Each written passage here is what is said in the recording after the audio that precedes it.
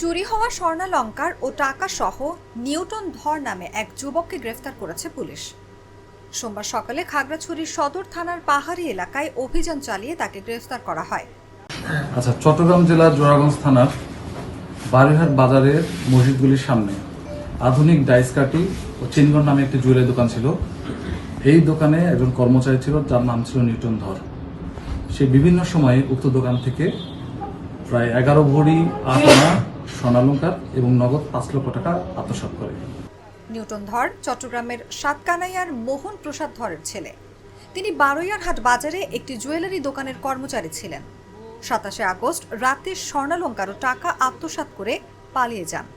পরে দোকানের মালিক কৃষ্ণ কুমার ধর আদালতে মামলা করলে পুলিশ অভিযান চালিয়ে তাকে গ্রেফতার করে। উক্ত অভিযোগের প্রেক্ষিতে বাদী বিজ্ঞদের মামলা করলে উক্ত মামলাটি জোড়াগঞ্জ থানায় প্রাপ্ত হয়ে আমরা মামলা রুজু করি।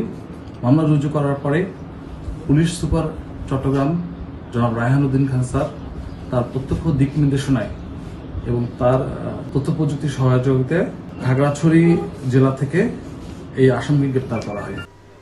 জোরারগঞ্জ থানার ভারপ্রাপ্ত কর্মকর্তা এটিএম শিফাতুল মাজদার জানান, পরে নিউটন ধরের স্বীকারোক্তি মতে 11 ভরি 8 আনা স্বর্ণালংকার ও নগদ 1,23,000 টাকা ফেনীতে তার শ্বশুর বাড়ি থেকে উদ্ধার করা হয়। উদ্ধারকৃত স্বর্ণালংকারের দাম আনুমানিক 14 লাখ টাকা।